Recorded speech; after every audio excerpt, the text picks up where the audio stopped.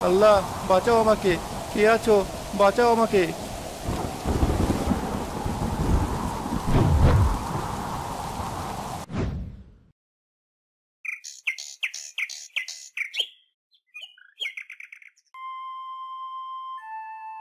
আরে বাপরে, কি রোদ আর কি গরম শুরু হয়েছে বৈশাখ মাসে।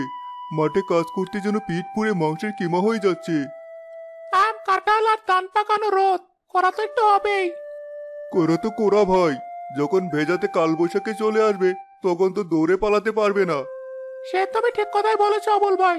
এই কালবৈশাখী আজব এক ঝড়, হঠাৎ অন্ধকার নামিয়ে আসে, সব উড়িয়ে আবার চলেও যায়। চলে যায় কি বলছো? তাহলে যে সপ্তাহ ধরে বৃষ্টি নামিয়ে মাঠঘাট ডুবিয়ে দেয়, সে কি ভুলে গেলে? বলা বলি বাদ দাও, ওদিকে তাকাও। দেখো কেমন কালো মেঘে আকাশ ছেয়ে গেছে। মনে হচ্ছে এখনই পুরো পৃথিবী খেয়ে ফেলবে যেন। আরে, তাড়াতাড়ি ছুটে পালাই চলো। সবে অন্ধকার হওয়া শুরু করেছে। একবার যদি শুরু হয়ে যায় আর বাড়িতে ফিরতে পারবো না, রাস্তাতেই মরতে হবে। শুধু কি মরতে হবে? বাড়ির লোক লাশটাও খুঁজে পাবে কিনা তারও ঠিক নেই। পালাই চলো। এই যা, হঠাৎ আকাশ এমন কালো হয়ে এলো। তীব্র গরমের পর আকাশ এমন কালো হয়ে এসেছে। তার উপর আবার বৈশাখ মাস। মনে হচ্ছে কালবৈশাখী শুরু হবে। আর দেরি করা চলবে না। তাড়াতাড়ি বাইরের সব জিনিস দোকানের ভিতর নিয়ে আসি, না হলে হঠাৎ বাতাস এসে সব উড়িয়ে নিয়ে যাবে। আর জ্বর শুরু হওয়ার আগে আমাকেও তো বাড়িতেই ফিরতে হবে। একবার শুরু হয়ে গেলে তো আর বাড়ির পথে পা বাড়াতে পারবো না।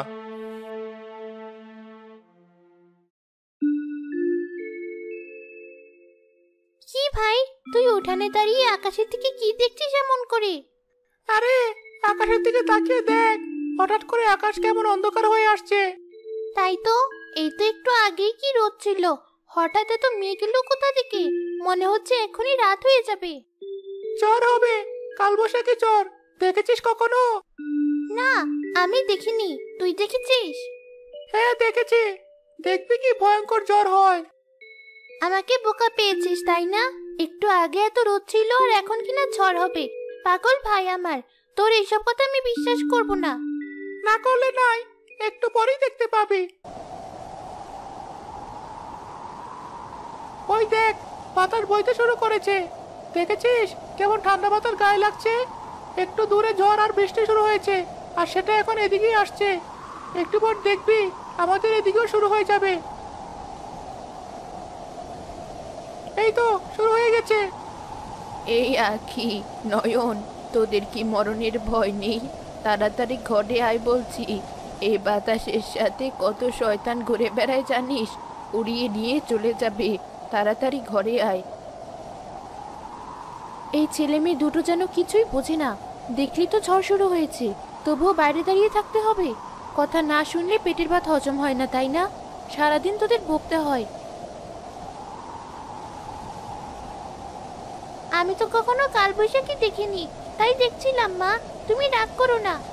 শোনো মেয়ের কথা, তা ঘরে বসে কি দেখতে পাচ্ছিস না? কি ঝড় হচ্ছে! এমন ঝড় আগে কখনো দেখিনি। মনে হচ্ছে সব যেন একেবারে উড়িয়ে নিয়ে চলে যাবে। যাই তো, কত কিছুই উড়িয়ে নিয়ে চলে যায়।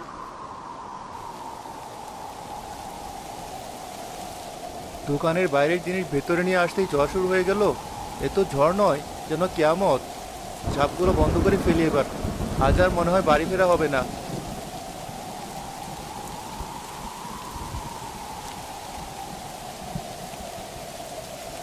এই ঝড়ে বাইরে বের হওয়া যাবে না। বাড়িতে ওরা কি করবে কে জানে। না যেতে পেরেও ভালো লাগছে না, আবার যাওয়াও সম্ভব না। তার চেয়ে ভালো দোকানের ভেতরেই শুয়ে থেকে রাতটা পার করে দিই। কাল সারাদিন না হয় বাড়িতে থাকবো। বৌমা, রোহল তো বাড়ি ফেরেনি। তুমি ওকে ফোন করে জিজ্ঞেস করো কোথায় আছে। এই ঝড়ের মধ্যে যেন বের না হয়। দোকানে যেন আজকের রাত থেকে যায় ও। ঠিক আছে মা, আমি এখনই ফোন করছি। হ্যাঁ বলো, কি হয়েছে? তুমি এখন কোথায় আছো? এই তো দোকানেই আছি। বাড়ি যাওয়ার প্রস্তুতি নিচ্ছিলাম, কিন্তু সবকিছু গুছিয়ে নিতে নিতে ঝড় শুরু হয়ে গেল। বেশ, দোকানেই থাকো তবে। এই ঝড়ের মধ্যে তোমার আর বাড়ি আসতে হবে না। পাউরুটি বিস্কুট খেয়ে শুয়ে থাকো। বাইরে তো ঝড় হচ্ছে, এই ঝড়ে বাড়ি আসা নিরাপদ নয়। যেমন বাজ পড়ছে তেমন গাছপালা সব ভেঙে পড়ছে। কিছু কিছু ঘরে চালও উড়ে যাচ্ছে বলে। ঠিক আছে, আজকে তাহলে আর বাড়িতে ফিরবো না, কাল দেখা হবে। তুমি মা আর বাচ্চাদের নিয়ে সাবধানে থেকো, কোনো সমস্যা হলে ফোন দিও। আর হ্যাঁ, আম কুড়োতে বা অন্য কোনো কারণে বাচ্চাদের বাইরে যেতে দিও না। বাচ্চা মানুষ ওরা, নানা বাহানা করবে, তুমি কিন্তু ওদের সামনে রেখো। আর ঝড়ের দিনে মায়ের মন খারাপ থাকে, তুমি তাকেও দেখে রেখো। ঠিক আছে, তুমি নিজের খেয়াল রেখো। রাখছি তাহলে এখন। মা, আপনার ছেলে আজকের রাতে দোকানেই কাটাবে। আর তোদের কিন্তু বাইরে যেতে একদম নিষেধ করেছে। চুপ করে দুই ভাই বোন মিলে শুয়ে থাক, আমি দেখি কি খাবারের ব্যবস্থা করা যায়। মা, খিচুড়ি আর ডিম ভাজি করো, এই ঝড়ের দিন খেতে বেশ মজা লাগবে। হ্যাঁ, সাথে বেগুন ভাজি আর আচার। খুব খাওয়ার বায়না তাই না? একটু সুযোগ পেলে আমাকে লম্বা লিস্ট ধরিয়ে দিস দুজন মিলে। বাইরে এমন ঝড় বইছে, আর ওনারা আমাকে বাবুর্চির মতো খাটাবে এখন। ঠিক আছে, আর মুখ কালো করতে হবে না। চুপ করে দুজনে শুয়ে থাক, আমি রান্না করে নিয়ে আসছি।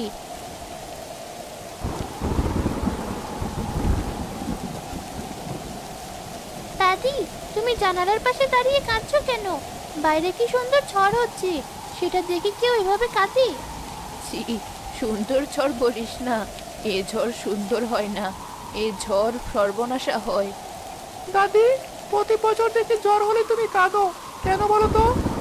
ও কিছু না, তোরা শুয়ে থাক, আমি একটু তোর মায়ের কাজে সাহায্য করি গিয়ে।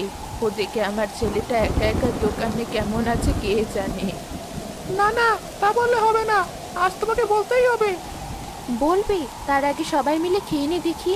আমার রান্না হয়ে গেছে, ঠান্ডা হয়ে গেলে আর ভালো লাগবে না। খেয়ে তারপর শুয়ে দাদির কাছে গল্প শুনবি। ঠিক আছে, দাও খেতে। আমার মনটা কেমন করছে, এ ঝড়ের শব্দ একদম ভালো লাগছে না আমার। ওদিকে ছেলেটা আমার বাইরে। খেতে বসে ওসব ভাববেন না মা, আপনার ছেলে দোকানের ভিতর শুয়ে আছে, কথা হয়েছে আমার সাথে। আপনি খেয়ে নিন। বাইরে মনে হচ্ছে জ্বরের বেগ আরো বাড়ছে, দোকানও কেমন কেঁপে কেঁপে উঠছে, মনে হচ্ছে দোকান উড়িয়ে নিয়ে যাবে। বাইরে না গিয়ে কি ভুল করলাম? এ কি, দোকান মনে হচ্ছে আরো বেশি দুলছে, মনে হচ্ছে মাটি থেকে ছেড়ে যাচ্ছে দোকান। আল্লাহ, বাঁচাও আমাকে, কে আছো, বাঁচাও আমাকে।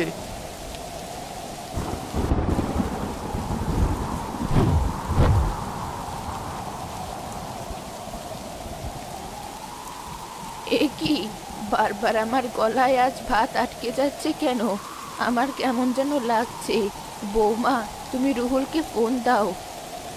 মা, আপনার ছেলে ঘুমিয়েছে, ফোন দিয়ে বিরক্ত করা ঠিক হবে না। এই ঝড়ের দিনে একবার ঘুম ভেঙে গেলে সারা রাত আর ঘুমাতে পারবে না। আপনি শুধু শুধু এত চিন্তা করছেন। ওদিকে আপনার ছেলে ঠিকই নাক ডেকে ঘুমাচ্ছে। খাওয়া শেষ, এবার চলো গল্প বলবি।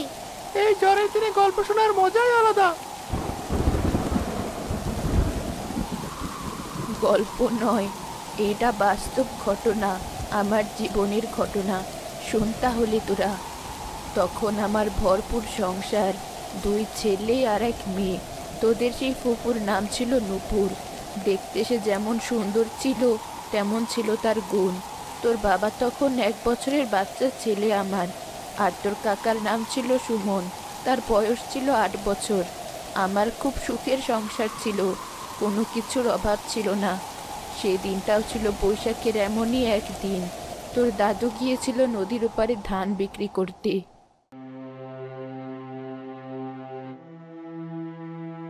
ঝড়বাদলের দিন, এই দিনে নদীর ওপারে গিয়ে ধান বিক্রি না করলে হতো না, আর কদিন পরে করতে। কিন্তু তখন যে ধানের দাম কমে যাবে। তুমি চিন্তা করো না, আমি তাড়াতাড়ি বিক্রি করে চলে আসব। সে তো এখন বলছো, কিন্তু ঝড় বৃষ্টি শুরু হয়ে গেলে তখন কি হবে? তেমন দেখলে আমি আসবো না, ওপারে থেকে যাব। তুমি বাচ্চাদের নিয়ে সাবধানে থেকো, আর যদি ভয় পাও তবে পাশের বাড়ি চলে যেও। ঠিক আছে, তবে তাড়াতাড়ি ফিরে আসার চেষ্টা করো কিন্তু। চল বাচ্চারা, আমরা ঘরে যাই।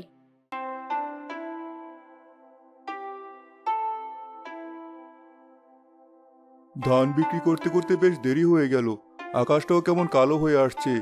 মাঝি, তাড়াতাড়ি ওপারে চলো, দেরি হয়ে গেলে ঝড়ের কপলে পড়ে যাব। ঘরে আমার বউ বাচ্চারা রয়েছে, বেশি দেরি হলে তারা খুব চিন্তা করবে। আর একটু অপেক্ষা করুন, আপনি তো বেশ মোটা অঙ্কের টাকা কামিয়ে যাচ্ছেন, কিন্তু আপনাকে একা ওপারে নিয়ে গেলে কি আর আমার পেট ভরবে? আমারও তো সংসার আছে, ছেলে মেয়ে আছে, তাদের নিয়ে যে আমাকেও চলতে হয়। তার উপর এমন আবার ঝড় বাদলের দিন শুরু হয়ে গেল। সব দিন তো আর নৌকা নিয়ে বের হতে পারবো না, টানা বৃষ্টি পড়বে, তখন কে নদী পার হবে?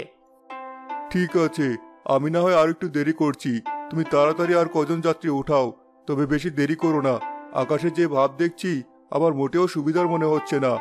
একা বউয়ের কথা না শুনে চলে এসেছি। বলল যে তাড়াতাড়ি চলে আসবে, কিন্তু তার যে আর দেখা নেই। ওদিকে আকাশে অন্ধকার নেমে এসেছে। এই ঝড় উঠলো বলে কতবার বললাম যেতে হবে না, কিন্তু কে শোনে কার কথা?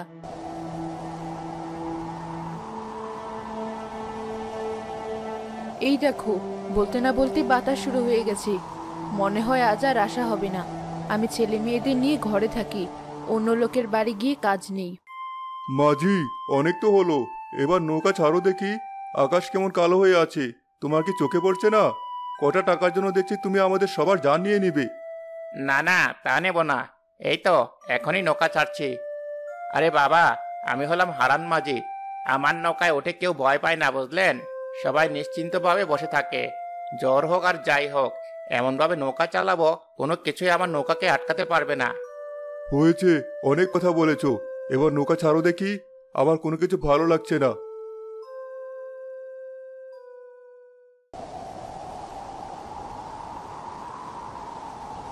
এই যা, নৌকা ছাড়তে না ছাড়তে বাতাস বইতে শুরু করলো যে। ও বাজি, এই নৌকা পারে বেরাও, এখনই যে ঝড় উঠবে, সবাই মিলে ডুবে মরবো। না না, কিচ্ছু হবে না। এটুকু ঝড় বাতাসে আমার নৌকার কোনো কিছুই করতে পারবে না। এর চেয়ে বেশি ঝড়ের ভেতরে আমি নৌকা চালাই, বুঝলেন? দূর, কি ঝামেলায় পড়লাম। একে দেরি করলে এখন ঝড় উঠেছে, তাও নাকি আবার পারে নেবে না। আজ কপালে কি আছে কে জানে।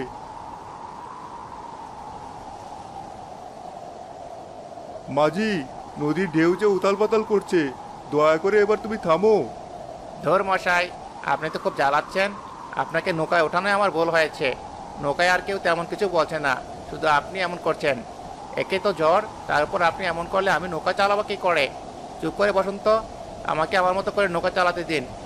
তাই তো, আর যে কেউ কিছু বলছে না, আমিই শুধু এমন করছি। থাক, আমি আর কিছু বলবো না। সবার যা হয় আমারও তাই হবে। আমি গিয়ে নৌকার ভেতরে বসি।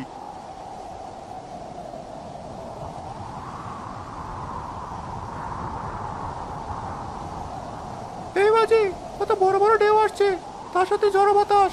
বড় বড় কথা তো বললে, এখন তো নৌকা প্রায় ডুবার অবস্থা। এবার কি হবে আমাদের? আমরা সবাই ডুবে মরবো এবার। আমি বুঝতে পারিনি ঝড় এমন বেগতিক হবে। আপনারা একটু শান্ত হয়ে বসুন। এই, শান্ত হয়ে বসবো মানে? এদিকে আমরা মৃত্যুর দিকে যাচ্ছি, আর তুই আমাদের শান্ত হয়ে বসতে বলছিস? বাইরে আবার এত চেঁচামেচি শুরু হলো কেন? গিয়ে দেখি তো একবার। কি ভাই, কি হয়েছে? ভাই, আমি বুঝতে পারিনি জ্বর এত বাড়বে। এখন আমি কিছুতেই জ্বরের সাথে পেরে উঠছি না। নৌকা বেগতিক হয়ে গেছে। আমাকে ক্ষমা করুন। আপনার কথা শুনলে হয়তো এমন হতো না। সবাই আল্লাহকে ডাকুন। যে অবস্থা, তাতে আমাদের আর বাঁচার পথ নেই। আল্লাহ ছাড়া আমাদের আর কেউ বাঁচাতে পারবে না। নৌকায় তো পানি উঠতে শুরু করেছে, নৌকা ডুবে যাচ্ছে। এই মাঝ নদী থেকে সাঁতরেও বাঁচতে পারবো না আমরা। হে আল্লাহ, আমার স্ত্রী সন্তানদের দেখো তুমি।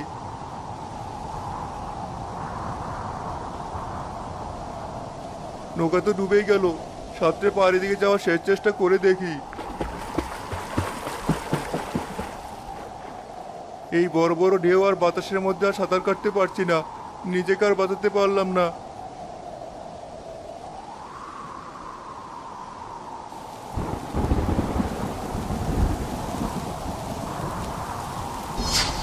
হঠাৎ আমার এমন ঘুম ভেঙে গেল কেন? ঝড়ও কমার কোনো নামগন্ধ নেই। এই ঝড়ের মধ্যে লোকটা কোথায় কিভাবে আছে কে জানে। ধানগুলো যদি বিক্রি হয়ে থাকে, তাহলে টাকাগুলো নিয়ে রাত পার করছে কি করে? ডাকাতের ভয়ও তো আছে। আর যদি না বেচতে পারে, তাহলে এই অবস্থায় ওগুলো নিয়ে কোথায় আছে কে জানে। চিন্তায় আর ভালো লাগছে না।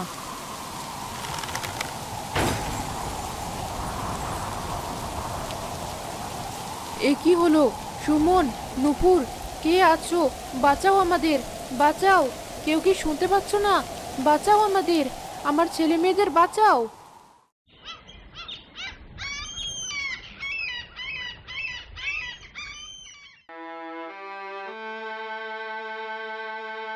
আহারে, এক রাতের মধ্যে এমনটা হয়েছে। বেচারি এত ডেকেছে, কিন্তু ঝড়ের কারণে কেউ শুনতে পায়নি, কেউ এসে একটু সাহায্যও করতে পারেনি।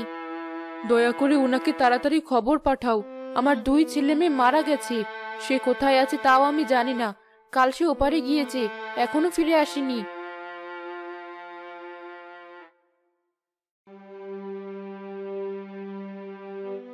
মোড়ল মশাই, আমাদের গ্রামে একজনের লাশ ভেসে উঠেছে নদীতে। কার লাশ?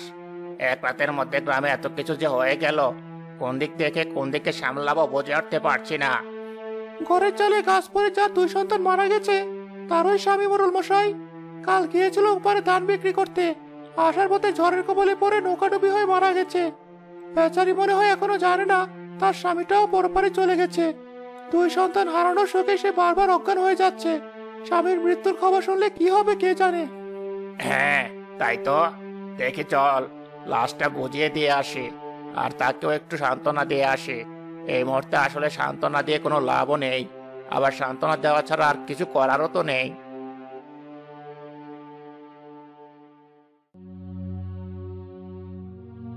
এ কি, এটা আপনারা কার লাশ নিয়ে এসেছেন? আমার বাড়িতে কি লাশের অভাব পড়েছে যে আরো একটা লাশ নিয়ে এসেছেন? তুমি আর কেঁদো না, শক্ত হও। আমি বুঝতে পারছি তোমার মনের অবস্থা কি, কিন্তু ভাগ্যকে মেনে নিতেই হবে। তোমার স্বামী গতকাল রাতে ফেরার পথে নদীতে ডুবে মারা গেছে। এ আপনি কি বলছেন মোড়ল মশাই? আমি এখন বাঁচবো কি করে? সর্বনাশা কাল বৈশাখী, সব যখন নিয়ে গেলি তবে আমাকে কেন রেখে গেলি? আমাকেও নিয়ে যা, আমি আর থাকতে চাই না, বাঁচতে চাই না আমি, আমাকেও তো নিয়ে যা। পাগলামি করো না, তোমার আরো এক সন্তান বেঁচে আছে, তার জন্য হলো তোমাকে শক্ত হতে হবে, বাঁচতে হবে, তাকে মানুষের মতো মানুষ করতে হবে। তুমি না থাকলে তাকে আগলে রাখবে কে? হ্যাঁ, আমার রুহুলের জন্য আমি বাঁচবো। ওকে আমি এই সর্বনাশা কালবৈশাখীর কাছে দেব না, ওকে আমি আগলে রাখবো। এভাবে সেদিন আমার সংসার শেষ হয়ে যায়। বেঁচে থাকি শুধু আমি আর তোর বাবা। তোর বাবাকে আগলে ধরে আজ এত বছর আমি বেঁচে আছি। প্রতি বছর এই কাল বৈশাখীর ঝড় দেখলে আমার ভেতরেও তখন ঝড় ওঠে। পুরনো সব কথা মনে পড়ে যায়, কষ্টে আমার হৃদয় হাহাকার করে ওঠে। আজ আমার সাথে সাথে তোর দাদুও তোদের আদর করতো, কিন্তু কেটো না দাদি, আমরা তো আছি, বাবা আছি, বাবা তোমাকে অনেক ভালোবাসি। হ্যাঁ, তাকে ঘিরেই যে আমার পৃথিবী, তাকে নিয়েই আমার যত চিন্তা। বাবার কিছু হবে না দাদি, তুমি বাবাকে নিয়ে আর চিন্তা করো না। সকাল হলে দেখবে বাবা চলে এসেছে। ঠিক আছে, এবার তোরা ঘুমা।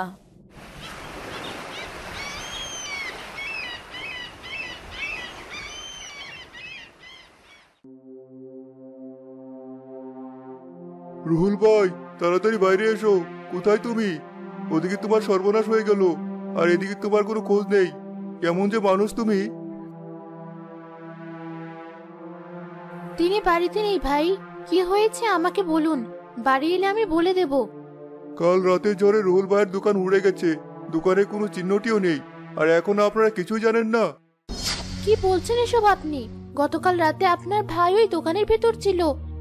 মা, এ আমার কি সর্বনাশ হলো! সে তাহলে এখন কোথায়, কেমন আছে? মা, এদিকে আসুন, দেখুন কি বলছি উনি। আপনি কাঁদবেন না, আমি এখনই খুঁজতে বের হচ্ছি। কি হয়েছে? কাকে খুঁজতে যাবে? রুহুল ভাইয়ের দোকান ঝড়ে উড়ে গেছে, সেই খবর দিতে এসেছিলাম। এখন ভাবি বলছে দোকানের ভেতরে নাকি ভাইও ছিল। কি বলছিস? আমার ছেলে কোথায়? তাড়াতাড়ি ওকে খুঁজে নিয়ে আয়। আমার ছেলে কোথায় গেল? সৃষ্টিকর্তা, আমার ছেলেকে আমার বুকে ফিরিয়ে দাও, ওকে তুমি আমার থেকে কেড়ে নিও না। সেই কখন থেকে খুঁজছি ভাই, কোথাও পাচ্ছি না। জ্বর তাকে কোথায় নিয়ে ফেলেছে কে জানে।